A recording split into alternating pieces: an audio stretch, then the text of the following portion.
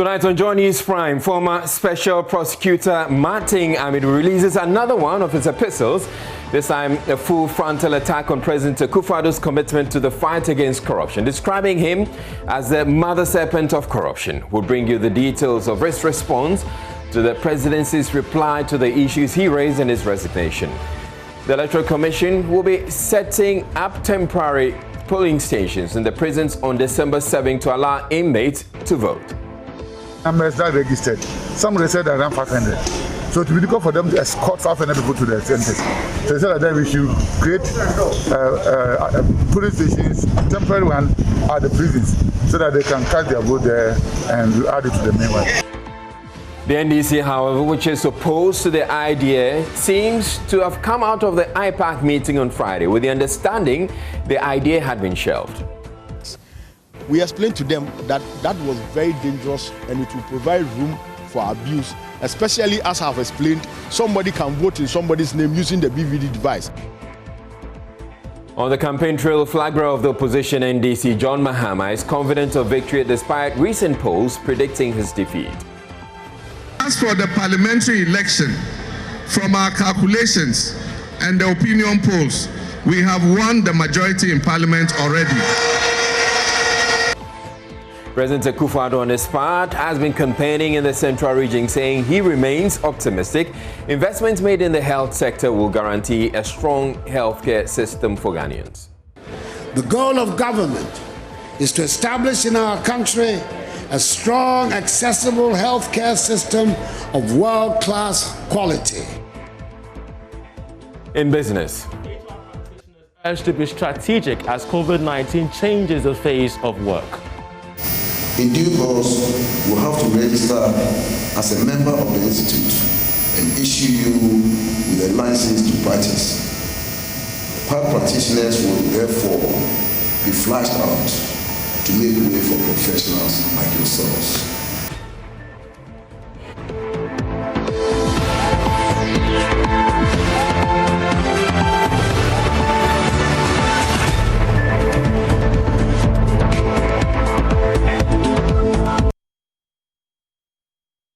Now, first story, former Special Prosecutor Amidu has launched a scathing rebuke of President Akufo-Addo's commitment to fighting corruption, describing him as the mother serpent of corruption. In his latest response to the presidency's reply to the issues he raised in his resignation letter, Mr. Amidu virtually rubbished any claims by the president to fight corruption. According to him, the conduct exhibited by the president following the submission of his findings of the findings of his corruption risk assessment conducted into the Ejapa deal has demonstrated that his anti-graft campaign is mere rhetoric. Ernest Minu joins me in studio with more. Now, Ernest, it appears Amidu actually took off the gloves for this particular epistle. Absolutely. What more is in there? So he didn't hesitate at all to put out the fact as he thought it should be. So this is a letter dated the 26th of November 2020. That's yesterday. And it's addressed to the Secretary to the President, Office of the President, Jubilee House. We know that the President asked Nana Santi-Bidie to respond to the issues raised by Martin Amidu in his resignation letter, which we brought to our audience. Now, in the opening paragraph, he sets out what the entire response is about. And it's very interesting the words he used there. Now, I'm going to read verbatim from the third paragraph, from the third sentence. It says, the letter the president directed and instructed you to write to me was personally hand-delivered to me in my residence at 7 a.m. in the forenoon of 18 November 2020. A number of introductory, 1, falsehoods, 2, public deceptions, and spinning propaganda are manifest from the president's letter to me personally, which need to be debunked as preliminary matters. And so for him, the entire letter he's written is to address these issues: falsehood, public deception, spinning propaganda, which are manifest in the letter. And in fact, when you go further, you realize that he says there was an attempt to assassinate his character. Very strong words he used in this particular letter to the president. Now, I'll start from point number 2, paragraph 2. Martin Amidu says, the president on the 7th of January 2017 took the presidential oath in which he pledged inter alia that I will at all times preserve, protect, and defend the Constitution of the Republic of Ghana, and that I dedicate myself to the service and well-being of the people of the Republic of Ghana to do right to all manner of persons. This is why the President's directive and instruction to me, which he knows have the tendency to push me under the bus by his doing wrong to my person as a citizen of Ghana for performing my professional duties in the United Kingdom Jersey Incorporated Ejapa Royalties Contract Transaction Anti-Corruption Assessment Report, reinforces the divine revelation that he took the presidential oath while looking like the innocent flower of anti-corruption, but being the mother serpent of corruption under it. This is a direct attack on the president and on his claim of fighting corruption, which is what actually the president campaigned on ahead of the 2016 election. So Martin Amidu says the Ejapa deal revealed all of that to him.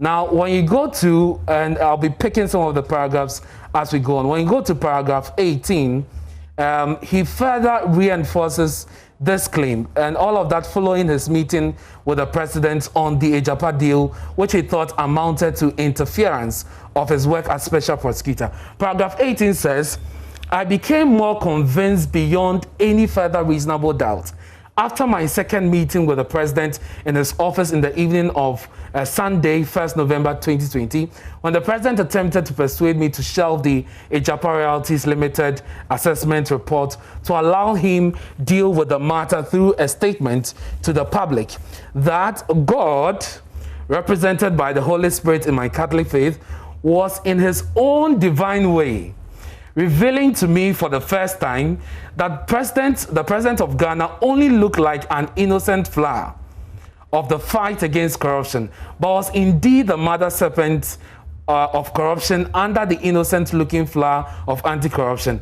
And may God encompassed in the blessed Holy Trinity be eternally praised for the divine revelation. So for Martin Amidu, that meeting was divine, and actually was what gave him the conviction that he should walk out of the office, because I'll read to you a paragraph where he says that he got several warnings and several indications that this is not a man he should be working with, and that the president actually does not mean his words as far as anti-corruption is concerned. And I'll read that verbatim to you. Israel. It's very interesting how the special prosecutor puts it. So we'll go to paragraph 19 from there.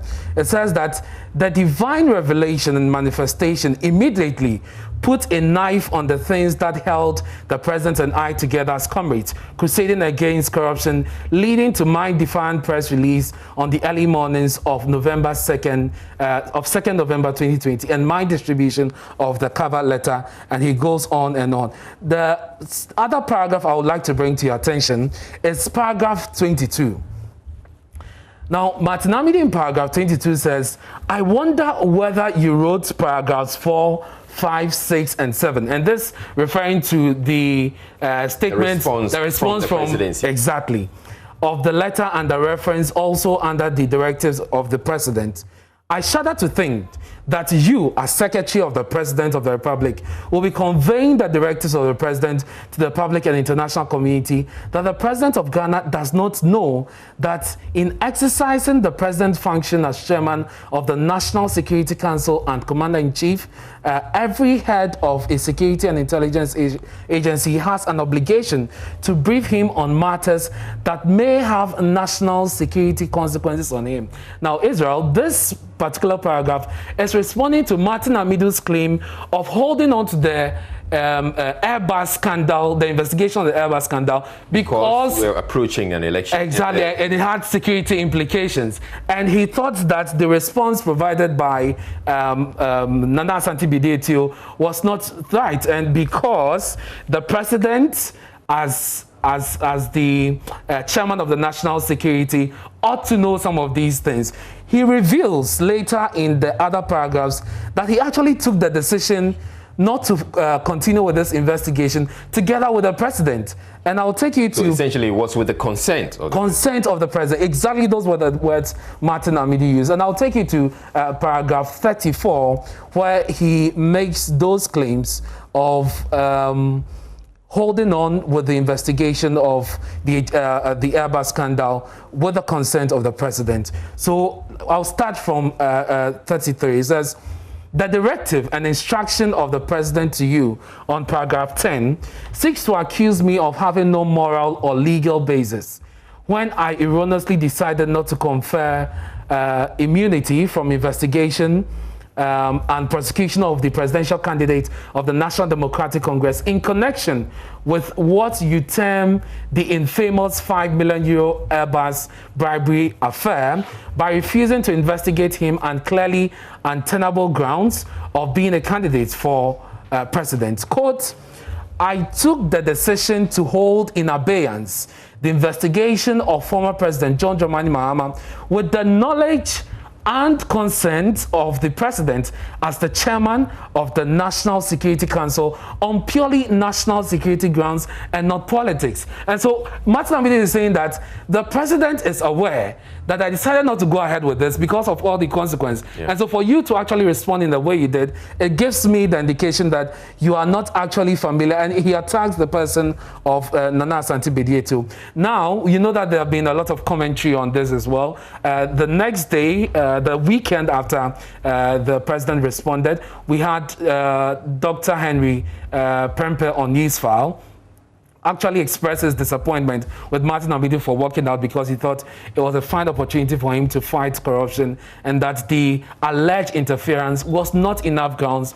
for Martin Amidu to continue, to exit the office. So what, he responds to this? He responds to that. And he says, I heard and read Dr. Henry K. Prempe, this is paragraph 34, the executive director of CDD Ghana, peddled the same falsehood you have repeated in your paragraph 10 on Joy FM, which was reported on the 14th of November 2020 online under the title Airbus Scandal. Martin Amidu had no excuse to prosecute Mahama. This was after I had seen him in the presidency in the company of two other lawyers on a working day before his Saturday, the 14th November 2020 engagement on Joy FM, damning my legitimate exercise of discretion as special prosecutor after taking all relevant matters into consideration. Dr. Henry K. Prempe knows that I know he is a friend to the president, and I know him, and I told him so in two meetings that the CDD held with me in my former office to use the influence to assist the office.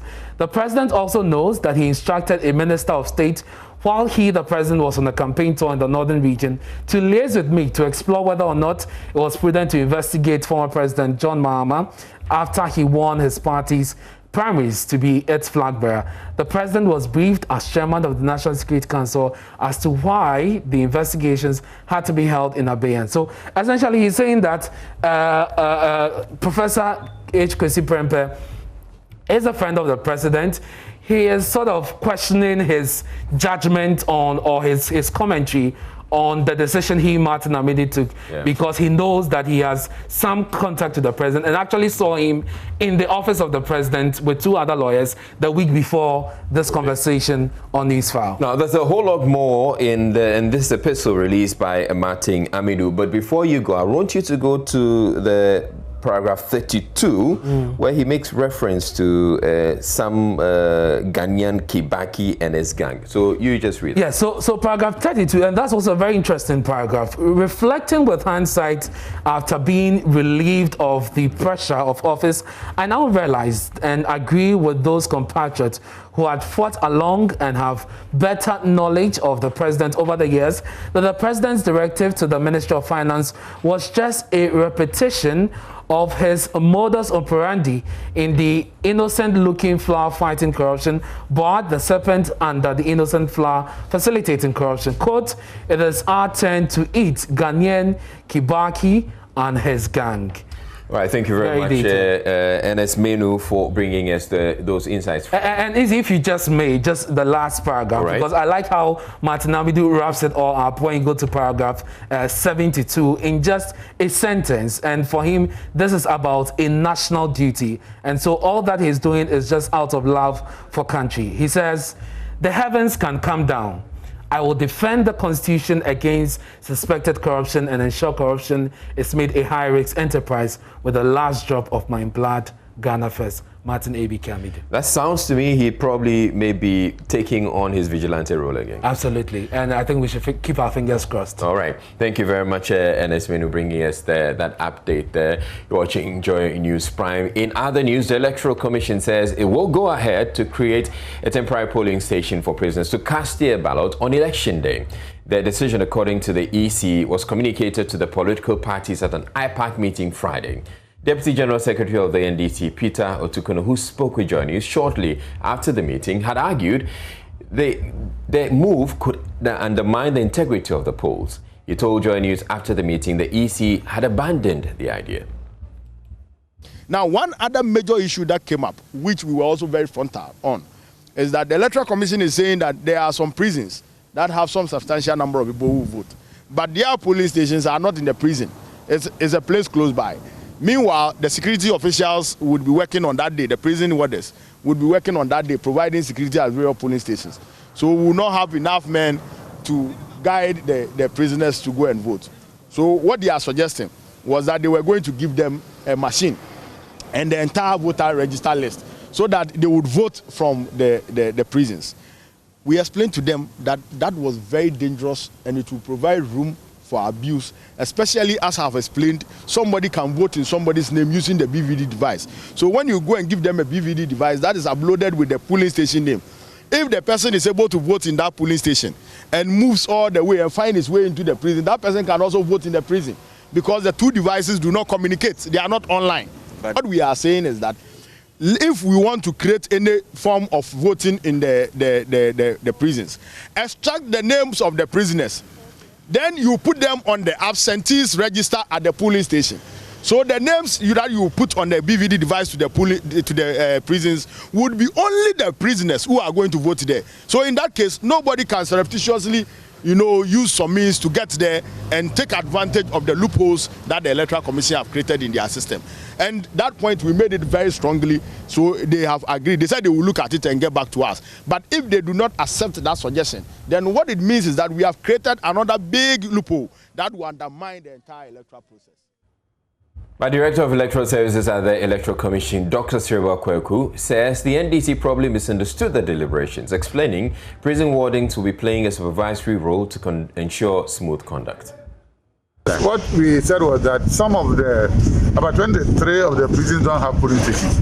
So most cases, the people will escort them to the polling station. But this time around, they are saying that, looking at the numbers that registered, somebody said around 500.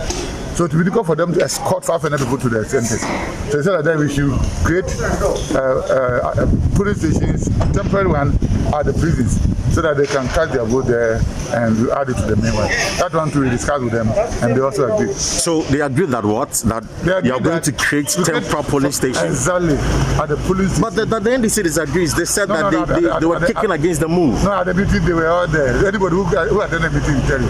They were all there, they were agreed. They agreed. So maybe it's after thought, but at the meeting they were agreed. So these polling stations are not gazetted. Yes. And yet it will be done. Don't forget that we are split registered. So it's the same polling station. It's like the same polling station. This is the polling station. So we have some who vote here and some who vote. It's like the split one. The split centers are not gazetted. It's a part of the polling station. Oh, so you're splitting the polling station? Yes. And when we finish, we'll add them to the main polling station to declare the result. So there will not be separate polling results for them. But wouldn't that be an avenue for people to abuse the process? That's why the party agents are there. We add them to there, so they'll be there. Still at the meeting, the EC asked the political parties to give them up to Monday to furnish them with a full list of persons captured onto the supplementary register. According to Dr. Siriba Kweku, the Commission is sorting out the names of persons who had gone to court to challenge their disqualification and also those with voter IDs but could not locate their names on the certified register. He tells Joynews the full list of such persons will be made available on Monday. Engaging them, last week we met them, and today we met them and briefed them about the new other development. Okay. The first one, we told them that we have about 541 people whose data were missing from the register. So we told them that we will have to find a way of getting them to register to vote. Then we had two court issues, which overturned some of the people who are put on a multiple list. I think in Central Central, Northern region, I think Ashanti. Okay. So we need to inform them. You know, the judgment came when we already prepared the registers. So we said that we will prepare a supplemental list so that those people will vote without going to the biometric. Because if they have to go biometric, they have to retrieve all the registers and those things. So that's what we do. So we all discuss the modalities. Okay. And I think we all came to an agreement that those people, we should give them the list ahead of time. So we said we'll give it to them by Monday. So that those people who name, then when we talk of the total of people who are on the register, they will have the supplemental list plus the main register to get them. But the concern is that it's just barely about 5 working days to the main election, and you cannot provide the parties with the full list of persons captured onto the supplementary register, because initially there were 541 names. Yes. Now we are told it's about 800, yes. And you can't provide them with the actual figure. That is the source of worry. No, see, the call where you say that put Parker on it. So we need to get the Parker's ID number, Parker's polling station, before you can convert them. So that's why we are working around the clock to get them by Monday. So by Monday, you're sure that you provide the names of all the persons captured on the supplementary register? The supplementary should be ready by, because we are going to use the weekend to do that. So by Monday, we should. So we ask that Monday morning they should come with a pen drive. By the course of work on Monday, we'll get them the list. So is it fair to say that we are going into this year's election with 2 registers? Obviously, the main register, which is biometric, and the supplementary. So 2 registers will be used for this year's election? I wouldn't say 2 registers, because it depends on where the person is. About 99% of the center will not have any supplementary list. But we shouldn't lose out of the fact that Article 42 of the Constitution says that any Ghanaian 18 and above qualified to vote, therefore should be registered. So if the person has registered and some reason which is not their fault, you can't find their data, you have to get them to register. That's what we need to discuss with the political parties. Again, there's a court judgment, and the commission is a what do you call it? The creature of the law. The creature of the law. So we cannot go contempt what the court says. It will be in the form of contempt. Watching Joynews, friend, we're taking a break here on the bulletin, but still ahead in the bulletin. On the campaign trail, flag bearer of the opposition NDC, John Mahama, is confident of victory despite recent polls predicting his defeat. As for the parliamentary election, from our calculations and the opinion polls, we have won the majority in parliament already. Akufo-Addo, on his part, has been campaigning in the central region. He's saying he remains optimistic investments made in the health sector will guarantee a strong healthcare system for Ghanaians. The goal of government is to establish in our country a strong, accessible healthcare system of world-class quality. We have business coming up in a bit.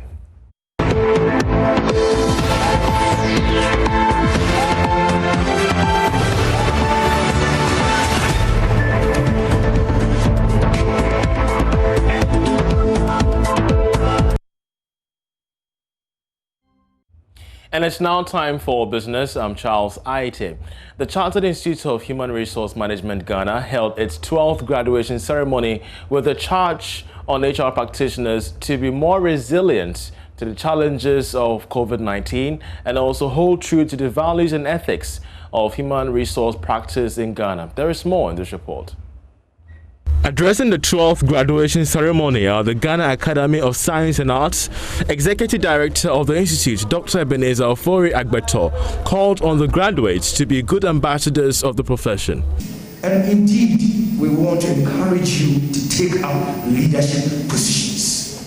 We want to see the president being a woman next time. On his part, President of the CIHRM Ghana, Eric Kwapon, stated that progress has been made in effecting a licensing regime for all HR practitioners in Ghana.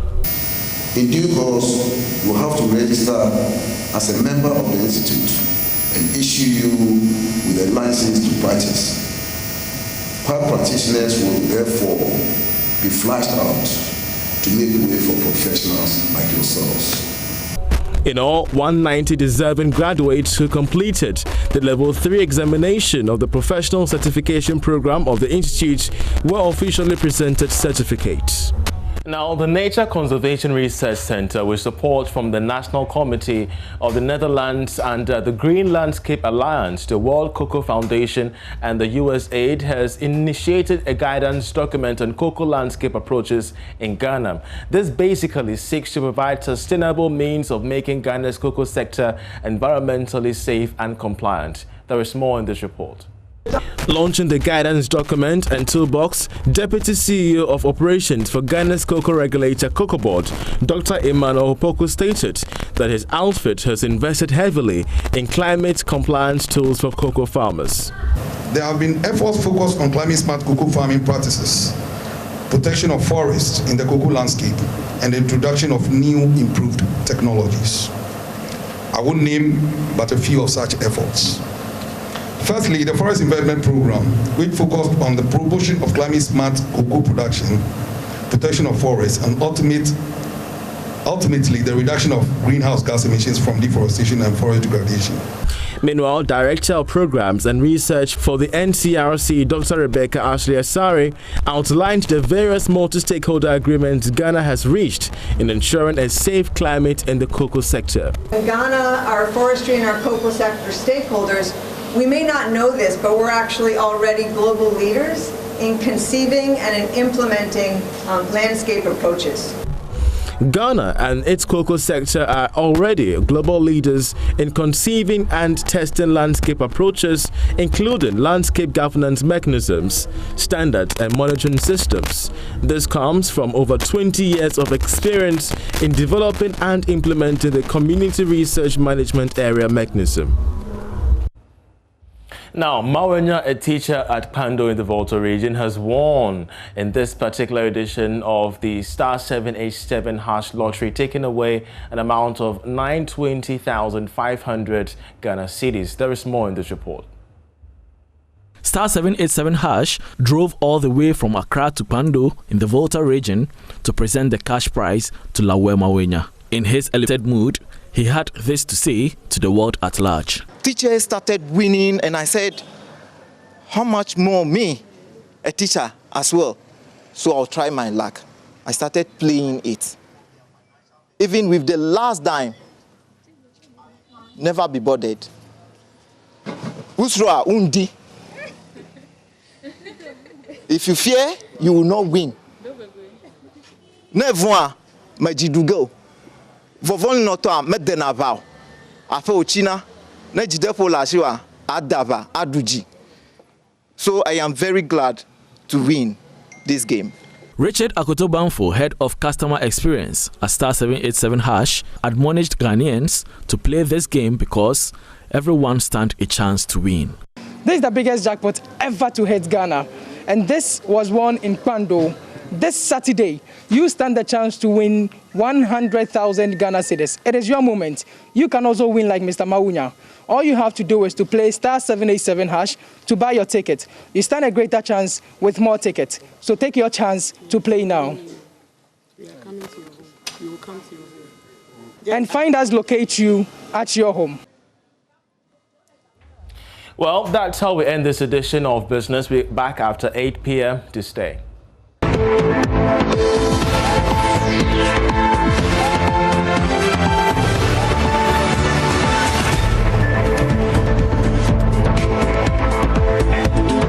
Thank you for staying with us on Joynews Prime. I'm Gary Al Smith, and this is The Sport. In our first story, Techiman 11 Wonders Chief Executive Officer Albert Comey has cautioned Premier League clubs to be wary of his side this season. Now, according to him, the target of the team is to be consistent and to maintain their status as a Premier League side. He spoke to my colleague Haruna Mubarak, and Mubarak filed this report. The Techiman-based club have received plaudits for their impressive performance in the first two matches of the ongoing football season. Ignatius Oseifosu's boys held Asante Kotoko to a 1-1 draw on match day 1 before beating Ebusian Dwarfs 2-0 on match day 2 at the Ohene Amayao Park. The results mean 11 Wonders are in second behind Great Olympics with 4 points from 2 games. Despite their current position, Chief Executive Officer of the club, Albert Comey, says their target is to do well. We have a good team, very young team, mixed with experience. When we talk about some of the tropical, Felix Bafo, we talk about Ashite Olenu, we talk about the goalkeeper Moshi, John Moshi. These are experienced players mixed with youth that we've recruited this year. We just want to be in the league. I want to do well. Want to be among the best. We've told the coach to make sure that at least we do well. I don't want to put any pressure on anyone. All that we need to do is to take one match at a time and deal with it. However, he cautioned clubs believed to be title contenders to be wary of his side. I know people are not giving it a chance because when did they come? 11 Wonders is a team that have been around for a long time. 1959, we were not born. But it's gone through phases. When I tell you how much Senegal and those things have played there, you'll be surprised. But this is the time that we must also stand up to be called. And we are building a team from some point to another point. So far, we want to make sure that at least on the field of play we do achieve. And this year, people should watch us. I am not joking. We'll make sure that we'll cause a lot of stir for us to be noticed. If you want to be counted among the teams in Ghana, you need to do something that people cannot think of. And that's our target. And then we'll have to make sure that we beat the big ones for them to respect us. That's what we're doing. Osei Fosu's team will travel to Accra to face Liberty Professionals at the Karendorf Park on match day 3. The Black Princesses have lost 1-0 to the Lionesses of Morocco at the Accra Stadium. It was their first match since the COVID-19 pandemic struck, and coach Yusuf Basigi attributed the poor performance of the team to the virus. The Black Princesses broke camp in October following the decision of FIFA to call off the Under-20 Women's World Cup qualifiers. However, the Princesses resumed training 6 days ago for an international friendly against the Under-20 side of Morocco. Unfortunately, the match ended 1-0 in favor of the Moroccans. Head coach of the Black Princesses, Yusuf Basigi, was unhappy with the preparations prior to the match. We broke camp somewhere last month, and the players went back home and we reassembled about 6 days. So definitely, I wouldn't say that that is the matter of the fact, but it had a little bit of effect on us. It was announced to us some few weeks ago when we were home, and we assembled last week Friday, sorry. So it was not something that we thought we were going to play. Acting skipper Abdullahi Mukarama apologized to Ghanaians for the loss. I don't have any excuse, but I'm very disappointed personally for the performance putting in the game today. It hasn't been a good game, but this isn't over. We still go on Monday, and I'll say that we are very sorry to the Ghanaians for bringing up this bad performance, and we are all not happy about it, but it's not over. The Black Princesses will have a chance to appease Ghanaians when they take on Morocco in another friendly on Monday. The Glyco group has donated 20,000 cedis to the victims of the Offenso accident that claimed the lives of 8 young footballers 2 months ago. According to the group corporate and marketing officer, Kukua Apre, it is important for corporate Ghana to come to the aid of these victims. A few weeks ago, we heard of a very sad and unfortunate incident that happened. And when we heard it, because of the love and the togetherness that as a company we feel for sports in Ghana and for the football fraternity in particular, we thought that why don't we rise to the occasion once again and come and support the association. We found out that the juvenile team of a particular football team had an unfortunate road accident at Offenso, and as a nation, we were quite sad to find out the circumstance that happened. So Glyco is here with our Widow's Mite as a token of support to present an amount which we hope that half of it would go to the families of the deceased, and then the other half will go to the families of those who are injured and recovering. After this event, we hope that the Ministry of Youth and Sports, as far as the Ghana Football Association, would also come together with us, and then we can sit down and find ways to which that we can caution our sportsmen. Because if we expect our sportsmen to be able to do the sports that they do, to raise the flags of Ghana high and to excel in what they do, then they need to know that they are covered, that they are protected. And so if you allow us, there are so many things that we have in the pipeline as an insurance company with a diverse background and has different portfolios of insurance coverage. We think that we have to deem it as a necessity because of where we are going and how much we love football in Glyco. so that we can sit together and come with a scheme that will protect all sportsmen in Ghana. And that's the sport for now. Thank you for your time.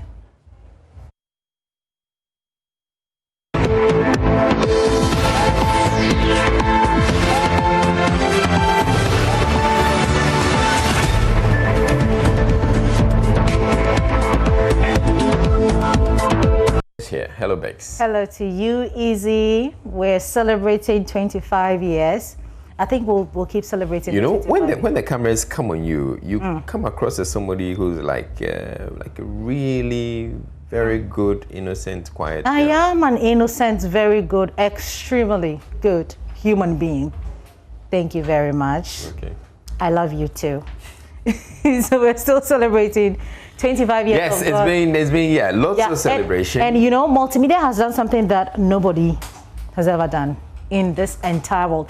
I'm not too sure that CNN can actually... They haven't. No, they haven't. Nobody. So we're the first. Yeah. We set the pace all the time. We'll bring you that video, but Easy, it's been... I am particularly grateful for, you know, my time here at Multimedia, learning from people like you, and I've met some amazing people here at Multimedia, but you know, somebody just mention anybody you are grateful to have met. Not me, obviously. I know you. You're so grateful. You don't have to say it on TV. But, you know, somebody that you're grateful for here at the Multimedia Group. The one person I would always talk about is the Chief Executive, Kwesi Chum. And I single him out because, look, if you look, no one person has impacted private broadcasting, and indeed broadcasting in Ghana as much as Kwesi Chum. Because what Kwesi Chum did with Joy FM, he birthed this private radio station which has grown to be a world-class media house, which has also birthed many other stations. Because you find a lot of people who have set up or who are now running the media in Ghana who actually came out from Multimedia. There are lots of radio stations who have actually followed the way Multimedia has done its work. But most importantly, we have here at Multimedia, you have an institution or establishment that is run like a serious corporate entity. Not many of the radio stations or media houses actually have this kind of setup. Big ups to Kwesi Chum. Oh yeah. Who is actually the executive producer of our music video. May I? Yes, he is. May I mention? Yes. You know, you don't see me anywhere around or in the video. That's because I am the co-executive producer for this particular music video that you are about to watch. But for those of you who haven't seen the music video yet on any of our platforms, it's an opportunity for you to relive that right here. David. It's still, actually the celebration is ongoing right now at the forecourt of Joy FM. And anybody who drives past can get themselves some chicken. That's a chicken party. I have something small from there for you.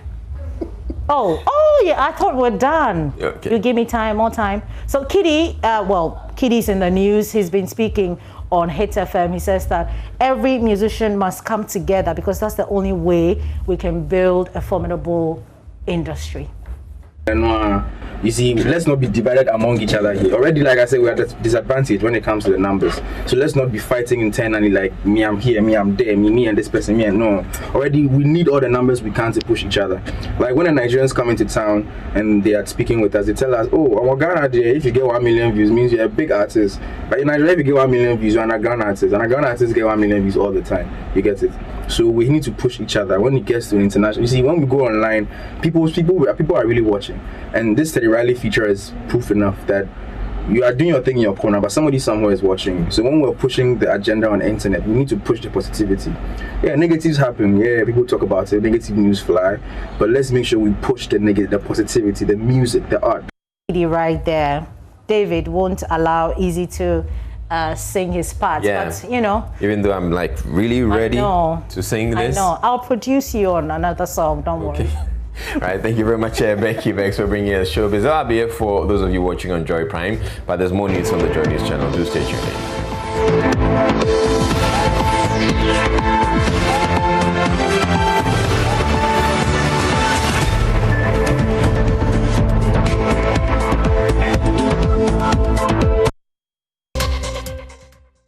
President Akufo-Addo says he remains optimistic ongoing investments in the health sector will guarantee a strong healthcare system for Ghanaians.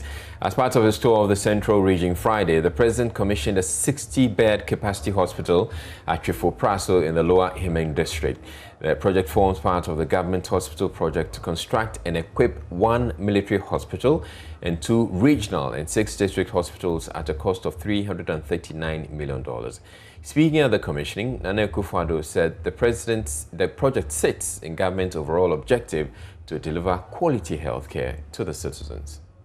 To commission the 60-bed Praso District Hospital, which is part of the Ghana Hospital Project, initiated by the Kufuor government in 2008 and executed by Eurojet, the Invest SA of Egypt. This is the 5th hospital I'm commissioning under the hospital project, following the opening of the Upper West Regional Hospital in Wa, the Ga East Municipal Hospital in Accra, the Ahafuano Municipal Hospital in Tepa, and the 10th District Hospital in Nsoko. This hospital has been long awaited in Praso, and it is good that today the demand for a district hospital of quality has been realized. The Ghana Hospital Project involves the design, construction, and equipping of 1 military hospital, 2 regional hospitals, and 6 district hospitals in Ghana at a project cost of $339 million United States dollars. The goal of government is to establish in our country a strong, accessible healthcare system of world-class quality, which will guarantee the health and well-being of our people. Since my assumption of office in 2017, we have in each year provided financial clearance for the recruitment of a total of 90,696 permanent and temporary health workers, with 4 more for Nana and the MPP.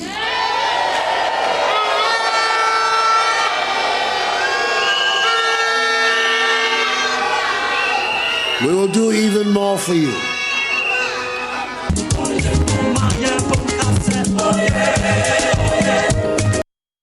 The hospital boasts of a dental clinic, pediatric and general surgery, among others. Health Minister Kwaku Agyeman said government has so far recruited over 90,000 health workers since assuming power.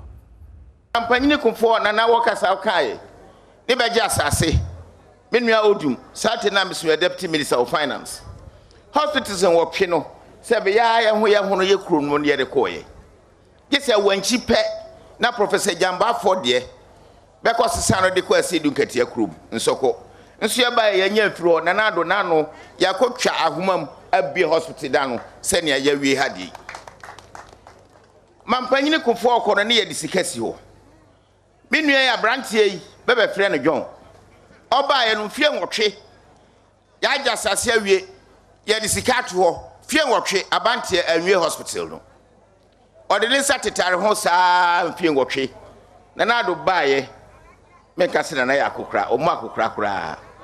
Yawe Yawenkwa, Eurojet Tokas Hokai, Yabe Upper West Regional Hospital, Yaga East Hospital, Yabe Tepa, Yabe Soko, Bien Sabi Owa Aka. Yame ya aduma yebebie ano ansa na yebeto abakra yato yatuma miano a bronye onwie yebebie ano enti form one na yese ne se adwuma na na do afrase nyina yenya nwieye yegya no ho a mfie nan no yenua no ba ontumi nyo obegya no ho gye se yesa no ba biem penkwa ya wo districts hima ha yenya nya de regional new region secretary nyina yenya hospitals wo ho yede nhihye ya to former yeah, Bomodina Pa, Yamea Duma soon. Yeah, they are so from 111 district hospitals, regions in Ubika home. Now, Vice President Mahamudu Bawumia got back on the campaign trail Friday after his Thursday night public lecture on the upcoming election and the Ghanaian economy, which he used to, among others, questioning the NDC's claim to have initiated free SHS. Today, the NDC and their flag bearer is saying, is looking us straight in the eye and saying that they started free SHS.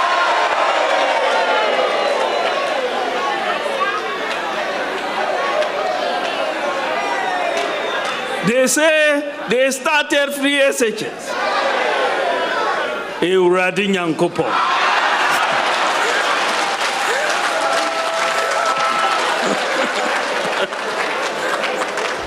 On the platforms he mounted on Friday, Dr. Bawumia urged the party faithful not to forget the suffering they had to endure under the erstwhile Mahama-led administration and compared to the relief they are enjoying under the current administration. Latif Idris is on the Vice President's campaign trail and has come through with this report. After delivering his major statement at a town hall meeting Thursday evening, Vice President Dr. Mahmoud Bawumia is back on the campaign trail in the Greater Accra region. Today, he's expected to visit not less than 3 constituencies in the Greater Accra region. First port of call is the Medina constituency, where is, as you find, driving through streets within the Medina market and the Medina Quantanan municipality. He has been calling on party faithful to vote and canvass massively for the administration to retain power come December 7. But what a gesture the people of the Medina market had shown to the Vice President. They've been rolling carpets on the street for the Vice President's motorcade to just drive over the carpet. That is a huge statement, a huge gesture the people of this constituency have shown to the Vice President. He's been calling on them, the rank and file, party faithful, to vote massively for the new patriotic party come December 7, so that the administration would continue with, according to him, the good works they have started within the past 4 years. This is a poll, an election about our future. It will determine whether Ghana will go forward or we go backwards. Many governments have come and many governments have gone. Some governments come and we are able to take 1 step forward. Other governments come and we take 2 steps backwards. When the MDC was in government between 2009 and 2016, 8 years of government, John Mahama told us after a few years that all the meat on the bone was finished. It was only left with the bones. That is what he told us. There wasn't any money left. So we had Doomso for 4 years. Teacher training allowances cancelled. Nursing training allowances cancelled. Arabic instructors allowances cancelled. National health insurance was not paid. We couldn't hire people for jobs. Recruitment was frozen. Well, NDC presidential candidate John Mahama says he is convinced he will win the December polls despite surveys pointing to his defeat. The Political Science Department of the University of Ghana on Thursday released a poll which it says shows the governing New Patriotic Party is likely to win the upcoming election. Addressing a rally after visiting the overlord of Dagban, he made reference to other opinion polls and surveys he says shows the NDC will win majority parliamentary seats.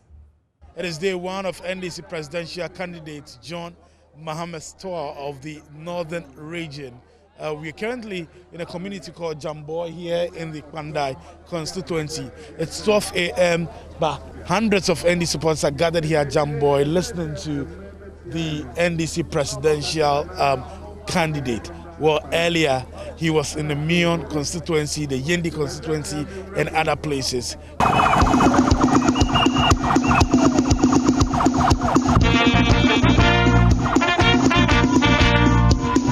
Hundreds of people welcomed the NDC presidential candidate to Yendi, with some of them riding horses, others on motorbikes.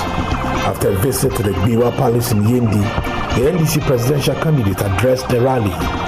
He says he's convinced the NDC will win the elections. NDC, I'm convinced, will win the election.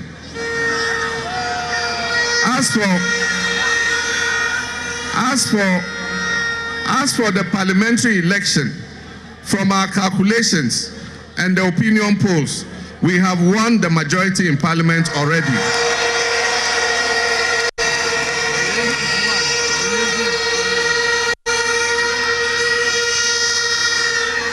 And by God's grace, Yendi constituency is going to be one of those seats NDC will win.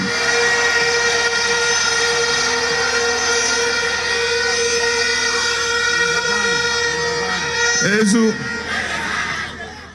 Enyalia na people tiyan presidential man parliamentary mbi kama parliamentary manguna now equal teponya majority parliament mangi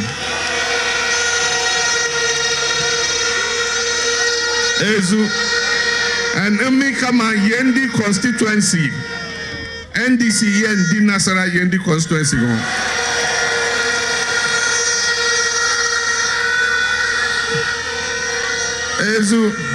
He has been assuring residents of Yendi the Eastern Corridor roads will be prioritized if NDC wins the elections.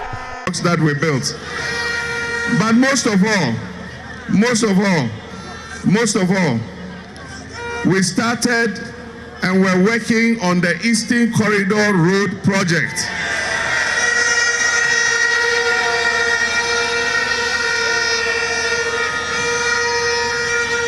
And that project gave a lot of employment to the young people in Yendi.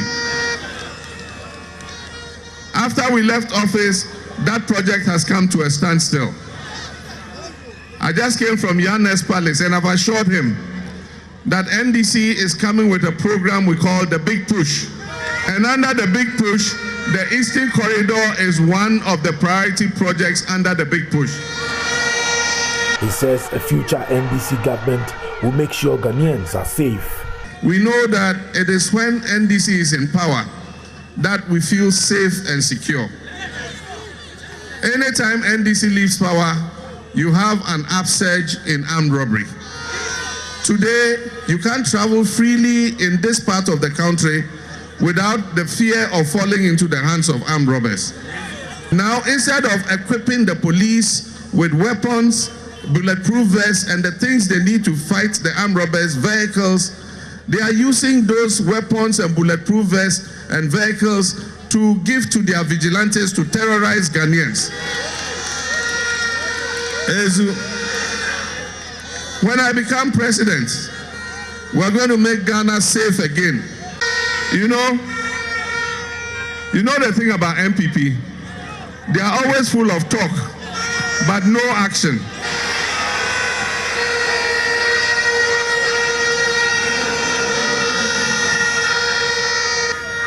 Sakam botoxreme bobotumda.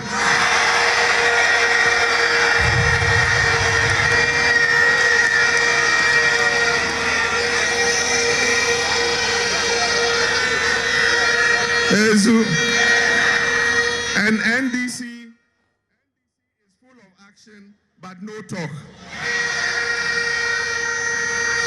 Saka tutumda amatobo toxra. Elsewhere, a presidential candidate for the Convention People's Party, Ivor Greenstreet, says he will ride on Dr. Kwame Nkrumah's vision to revamp all state farms if he wins the December 7th election.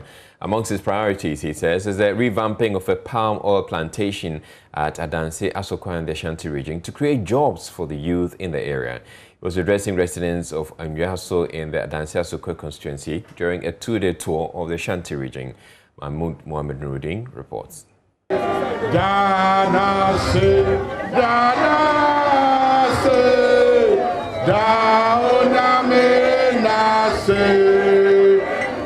the much-anticipated victory, according to the CPP presidential candidate, will trigger shock within the rank and file of both MPP and NDC.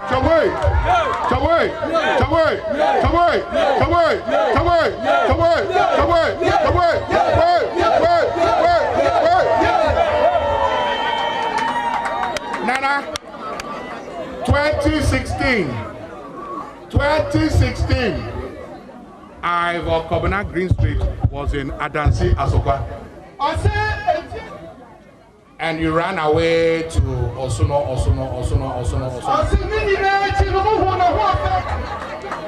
Sir, 4 years of Osono. Is there work here? So I want to ask you, are you still going back to Osono? Ivor Green Street says right after assuming the presidential seat, the CPP will ride on the vision of Dr. Kwame Nkrumah and revive all collapsed state farms in the country. This includes a collapsed palm oil plantation farm located in the Adansi Asokwa constituency in the Ashanti region. Nana, Convention People's Party, we will revive the state farms in Ghana. We will revive this plantation here.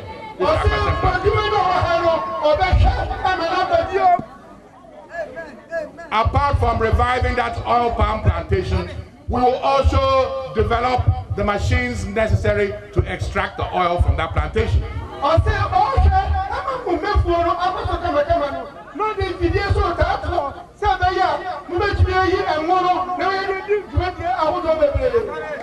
That will create employment in Adansi Asokwa.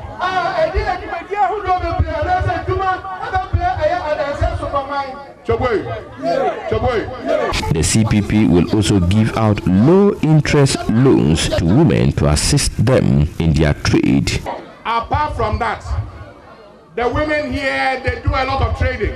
We are going to give all of them low-interest microfinance loans for all their businesses.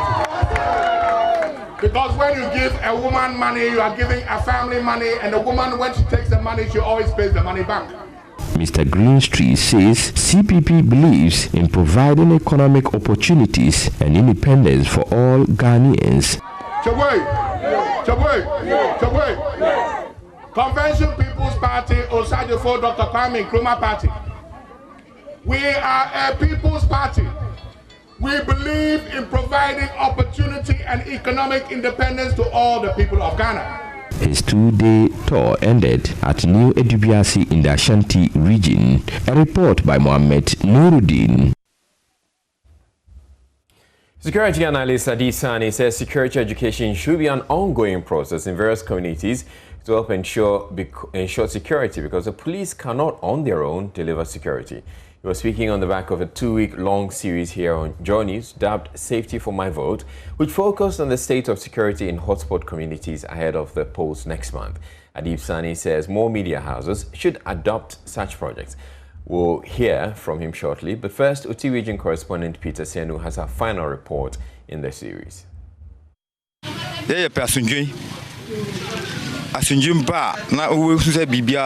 We need peace. All is well when there is peace. Soldiers. We need the security forces to be on the ground.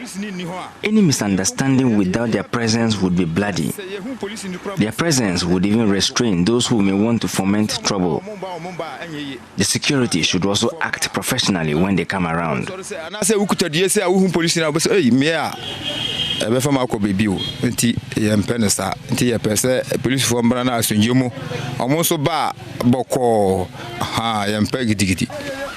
261 hotspots, 8 constituencies for the pending December 2020 elections, the fears of Jibril Amidu could not be far-fetched.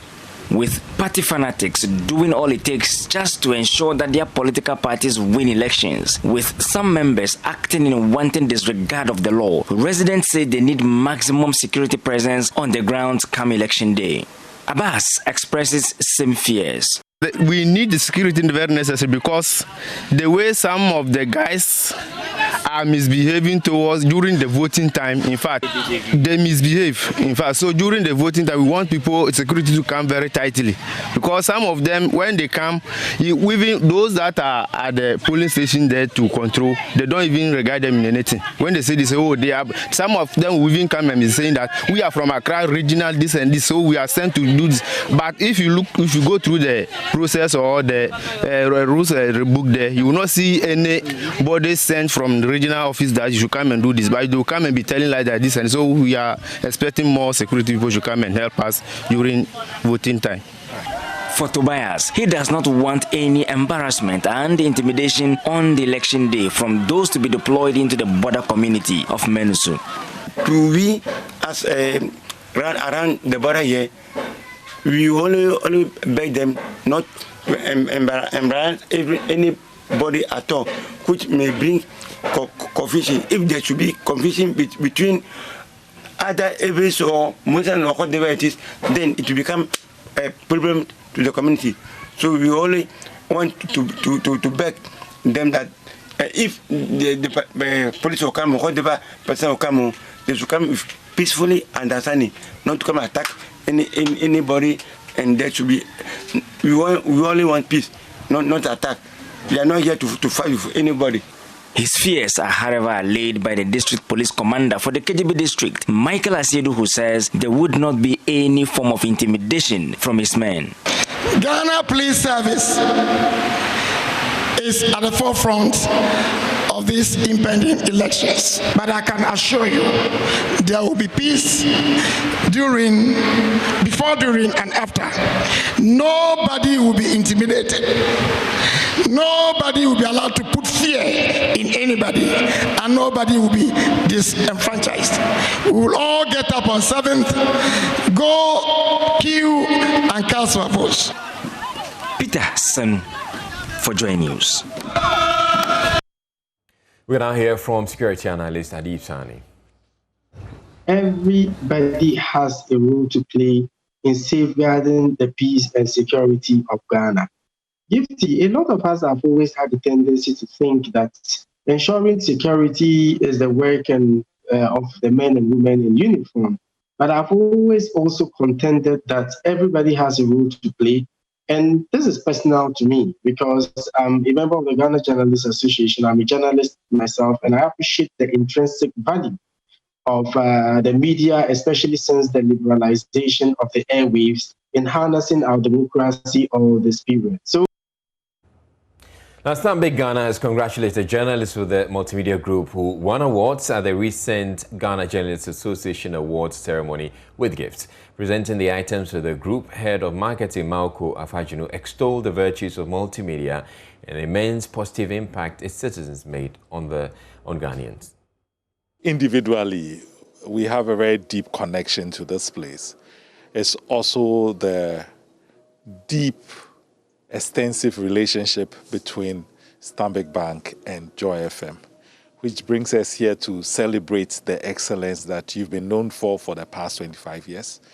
And it's just auspicious and reflective of your character and the quality you bring to this market, that you constantly and continuously have a rich pipeline of excellent talent. And so we are here to celebrate that. And we are here to celebrate what you've been doing for this country. We are here to celebrate the impact you've had on a lot of lives and the sense of hope and belief and optimism that you've kept alive in this country. And we believe that what we're seeing is even going to be lifted to much higher levels as we go into 2021. 2020 has been a difficult year, but you made it much better for most people. And we appreciate you. We recognize you. And we say keep on doing the good work. Winston Amwa, who received the gifts on behalf of Multimedia, expresses profound gratitude to the bank for its kind gesture. He explained partners like Stanbic Bank have been instrumental in the success of the company.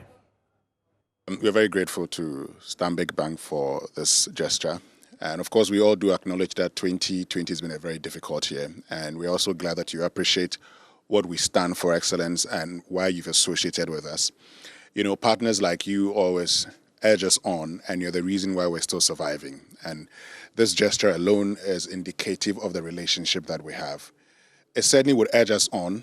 You've talked about how 2021 should be a better year. And for us, just as we've been able to help people go through 2020, we'll do same in 2021.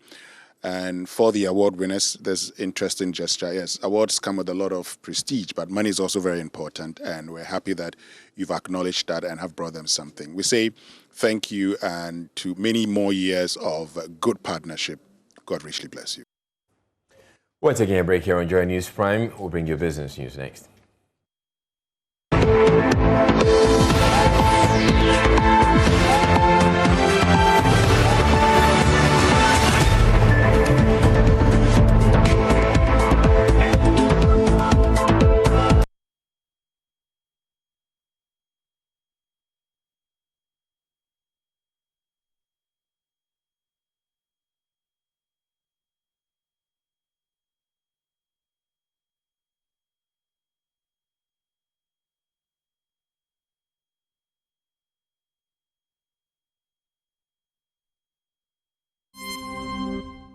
Hello there, it's now time for business. Now, the inauguration of Passport Premium application.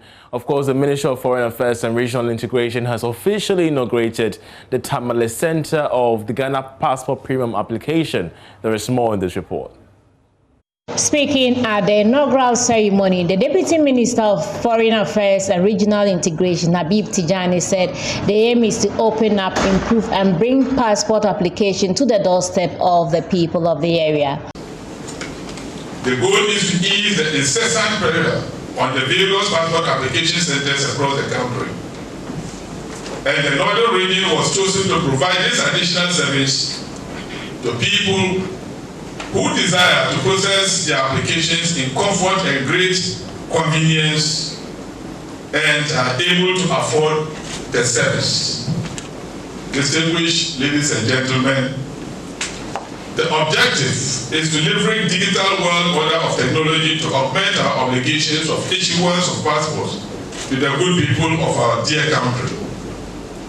As part of the process to expand the digital space and to continue to innovate in the fast changing and dynamic world, as well as to address the challenges, the Ministry of Foreign Affairs has adopted and operationalized government's digitization policy by automating the process of acquiring passports through the online passport application system. Ladies and gentlemen, the online passport application system is an appointed-based system for the attainment of the three-pronged objectives of convenience, accessibility, and reliability in the processing and acquisition of passports. Residents of the northern region will now have the opportunity of availing themselves of additional passport service, which is premium. It is also envisaged that the establishment of this premium passport application center in Tamale will create business opportunities in the supply chain where indigents, residents, and well-meaning Ghanaians can take advantage and set up their own small businesses. The Northern Regional Minister, Salifu Said, said the center will serve not just the northern region, but the 5 regions of the north, including Oti and Bruno regions, because of its strategic location. Our region, particularly northern region, is the anchor of, say, 5 regions of the country. Apart from the dedicated 5 regions of the north, that has to do with northern region, northeast, savannah, upper east and upper west regions. The OT regions is closer to Tamale. The Bono East region very close to Tamale. So therefore, even though this office, people may be tempted to think that it's going to be for northern region. These other catchment areas will make maximum use of it.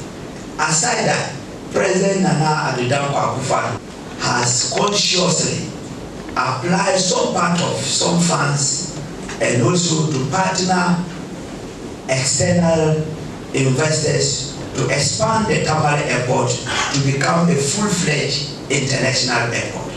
So this additional component of the new dimension of the passport services that has been brought to our region is highly welcomed by the chiefs and people of the region. The director of Bridge Direct, Kofi Karikaria Powell, said the idea came after they noticed the stress people go through in acquiring a passport. I would like to share with you what has gone into the reasons why we wanted even to have premium centers. There were the traditional centers there already. Why do anything different? You know, again, we looked at applications, we looked at applicants, we looked at what applicants have to go through at the traditional parks to get their passports processed or done. So we approached the ministry and sold them our idea. They were very receptive to what we were bringing on board. They worked with us cordially, and now we're here.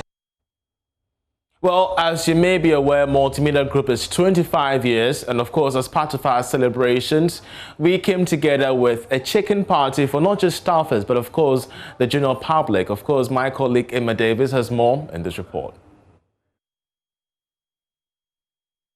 Public Relations Officer for Blue Skies, Alistair Jumate, said the partnership with Multimedia has been impactful and one of the best business decisions his outfit has made. Generally, it's a testimony. We would say that our partnership with Multimedia, no matter how short it has been, was a period that we saw a lot of coverage, and then most people got excited and got to know about Blue Skies in general. So we think that, yes, it's been quite impactful. Just like your theme for the year of 25 years celebration says, growing together, prospering together. I think it's been quite an exciting journey with Multi. We sell fresh fruit and fresh fruit products, juices and ice cream, and we believe that this is a platform where we can showcase our identity. So yes, business-wise, we think it's one of the best places to go. Asiome Biekro, marketing and communication specialist for Ghana Poultry Project Eat Ghana Chicken, said Multimedia's interest in promoting local businesses has given poultry production good coverage. Eat Ghana Chicken is a campaign that is looking at promoting locally produced chicken. And Joy FM, as part of Multimedia, is a huge platform, and we cannot have it any other way. Joy also has taken particular interest in promoting local businesses, and the poultry sector is one of them. We've worked with Joy for a while now, and they've really given us good coverage, promoting very effectively local businesses, especially poultry. And that is why we are excited to be here today to support the 25th anniversary of Multimedia, and we are glad to be part of it. We represent a number of local producers, local chicken producers. When you want to have the best of chicken in Ghana for this Christmas, look nowhere else. I will give you a number of them who are within Accra and one from Kumasi. We have Amas Farms, which is at Oyarifa. Amas Farms, you can contact them on 0244 11 3533. We have another company also called Joris Farms. Joris Farms is also at Oyarifa. They also produce locally produced chicken. They can deliver to you anywhere within Accra. And their number is 020 81 21199. Well, for those of you who tasted the chicken, I believe you did have a great time. For those of you who lost it, well, you should try some other time. That's how we end this edition of Business. I'm Charles IHS Sports is up next with Gary L. Smith. To stay.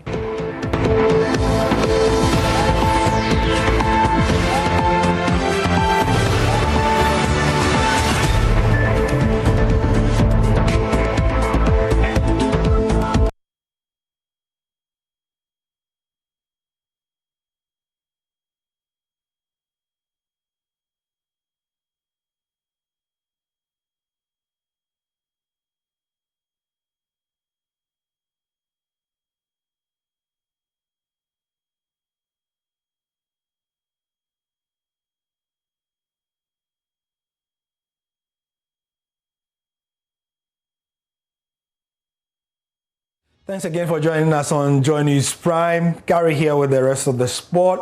Quickly, the Ghana Premier League Matchday 3 games have started with Legon Cities in action tonight. They hosted Mediama at the Accra Stadium and it ended 0-0, but the big talking point was that a certain number 3 you are used to returned. Asamoah Gyan made his debut after 17 years away from the Ghana Premier League. Today, after 72 minutes, he came on with the game at 0-0 to try and get something out of the game. But the game ended 0-0. He put out an outrageous bit of skill, but we'll show you that later on Fan Zone with Hans Mensah Ando. Basically, he gave another player, one of the best players in the league last season, Justice Blay. He gave him a nutmeg or a sulia, if you like. In boxing, Emmanuel Tego returns to the ring tonight to face Mason Menard. Now, the former IBO lightweight title holder believes it is an opportunity to prove his critics, and there are many of them, wrong. Tego spent majority of his career in Ghana before relocating to the United States. He was under the management of Baby Jet Promotions, but accused a former manager and other members of his management team, Alex Ntiamwa and Otu Mangola, as the reasons for his poor performances in the past. The 31-year-old claimed moving on to a new management, especially to the US, was the right decision. According to him, the world's biggest fights are organized in the States, and it is a platform to market his craft. US on a Jumano, on our BN Museu like boxing, oh, Kwane chess, I prove one share the over. I'm Pansuma call, I'm me preparation, push out 1 week to them fight, and I like, say, we are Corona. Ever say, I think, say, like, US is good because normal edit training facility in normal a lot watching my Ghana. And the 2020 edition of the Goldfields PGA Championship has teed off at the Damine Golf Club. Joy Sports Arabidi Akon has more. 30 golfers drawn from the various golf clubs in Ghana and 2 Ghanaians who played in the United Kingdom qualifiers are competing in the 7th edition of the Goldfields PGA Championship at the 18-hole Daman Golf Course. For the first time since the tournament began in 2014, golfers competed in the qualifiers due to the limited slots available. This year's event is without the usual fanfare due to the outbreak of COVID-19. Speaking during the opening ceremony, Hans De Beer, Vice President in charge of engineering and projects at Goldfields Ghana and organizing committee chairman of the tournament, urged golfers to observe all protocols of the deadly disease. I also want to encourage you, whilst the tournament is ongoing, that the caddies must wear their mask at all times. Be very careful. If we mark your caddy the whole time, disobey, then we will bring the golfer up for a good champ. And that's about it for the sport. Please don't forget to follow our coverage of all things sport this weekend, starting with Sports Review tomorrow at 7 a.m. with George Ado Jr. Sports Link on radio on Joy FM 1215. And Hans Mensah Ando will be here with Scoreboard at 7:30. Gary Al Smith, and that's the sport for now.